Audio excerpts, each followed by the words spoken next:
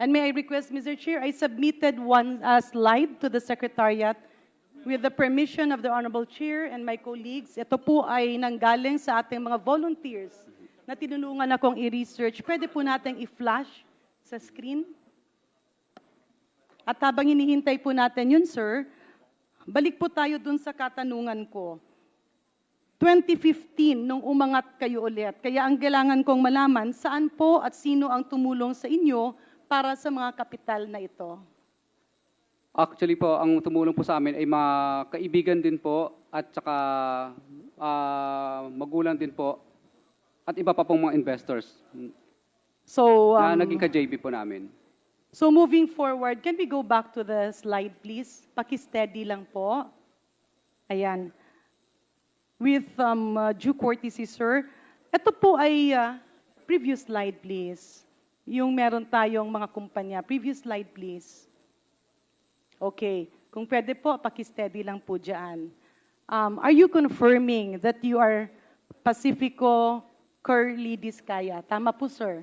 Yes, Your Honor. At asawa niyo po si Ma'am Sara Discaya. Yes, Your Honor. Okay. Meron tayo diyang siyam na kumpanya.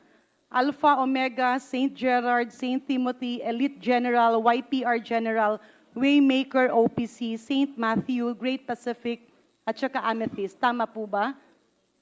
Yes, Your Honor. Ito po ang narinig namin nung kayo iniimbestigahan sa Senado. Tama po ba? Nag-divest na po kami dyan, Your Honor. Okay, pero ito pong mga koneksyon.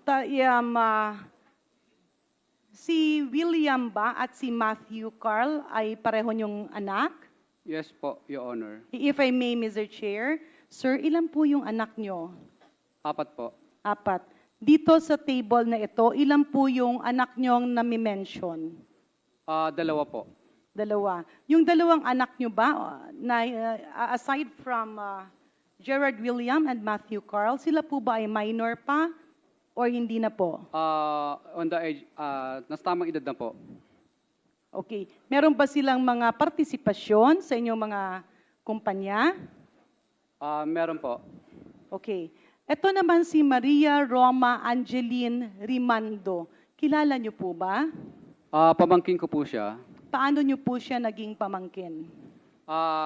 Anak po siya ng kapatid ko. Okay. So with this, Mr. Chair, we are now starting to establish that these 9 companies are somehow interrelated. Diretso po tayo kay Maritoni Pesigan. Kilala niyo po si Ma'am Maritoni Pesigan? Yes po, Your Honor. Sino po siya? Pamangkin ko rin po. Pamangkin niyo rin. How about si Florentino Pesigan Jr.? Pamangkin ko rin po. At nakikita na sa kumpanya ni Florentino Pesigan Jr., andiyan rin po kayo ni Ma'am Sara bilang may-ari, treasurer, director, owner. Tama po ba? Dati po, pero nag-divest na po kami. Okay.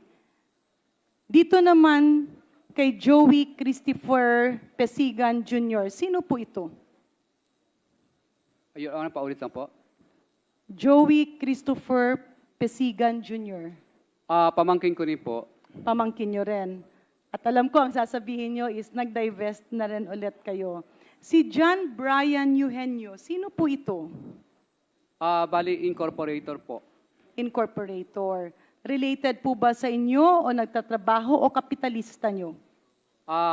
Ano po namin, kasamahan po namin sa, ano po, bali, ano po namin, Dating kaibigan po, empleyado kaibigan. pero gumanda ang buhay at naging kasosyo, ganun po ba? ano po, incorporator po, Your Honor. Incorporator. Kapitalista ba siya or pangalan lang? Kapitalista rin po. Ano po ang kanyang background sa pagnenegosyo? At magkano po ang na-infuse niya na kapital sa inyo? Bali, ano lang po, 1% lang po ang naiambag niya po na capitalization. Okay. How about si Rochelle Campos? Sino po si Rochelle Campos? Kaibigan po namin. Kaibigan nyo. Ano po ang kanyang negosyo? Dati po siyang, ano po, nagtatrabaho din po sa isang company. Okay. Anong kumpanya po ang pinagtatrabahuan niya? Dati po siyang sa St. Jerry Construction din po dati. Okay, galing siya sa St. Gerard Construction na pag-aari nyo. Tama po? Yes po, Your Honor. So parang technically, si St. Gerard Maski Santos ay nagkaanak. Ang pangalan ng anak niya ay si Amethyst. Is that a reliable statement, Mr. Chair? At tutumbukin naman natin, meron ding St. Matthew. Mr. Chair, can I ask Mr. Diskaya, dito po sa pinapakita nating table, does he confirm all the aforementioned companies? Kinukumpirma niyo po, sir? Your Honor, paulit nga lang po. Pasensya na po, ilang araw na po kasi akong walang tulog. Naiintindihan ko po, no? Okay. Dito po sa table na ipinapakita natin, kinukumpirma niyo po ba ang mga nakasaad dito na datos? Ang ano dito po, Mr. Chair, this honorable colleagues, is the year of incorporation, the subscribed capital, the principal office address, as well as the auditors. Yes po, Your Honor. And Mr. Chair, hindi ko alam kung ako lang ang nakakakita, pero tila ang isang nakakapagtaka dito ay meron tayong 2014, 2015, at karamihan ay itinayo noong 2015 hanggang nagkaroon ng bagong kumpanya noong 2020 and 2021. May I inquire, Mr. Chair, ano po ba ang nag-udyok kay Mr. and Mrs. Diskaya para gumawa ng maraming kumpanya na kagaya nito? At dun sa mga specific na taon na atin pong nasabi, specifically 2015, 2020, and 2021. Kasi kung tingnan po natin dito, ang year of incorporation ng Alpha and Omega is 2014, at saka ang St. Timothy. Ang year of incorporation ng St. Gerard, YPR General, Great Pacific, and St. Matthew ay 2015. Ang year of incorporation naman ng Elite General ay 2020 kasama si Amethyst, and in fact, in 2021, nagkaroon ng bagong kumpanya na Waymaker OPC. Para po medyo ma-enlighten nyo kami bilang negosyante, ano po ang nag-udyok sa inyo na sa mga taon na ito ay gumawa ng maraming construction companies?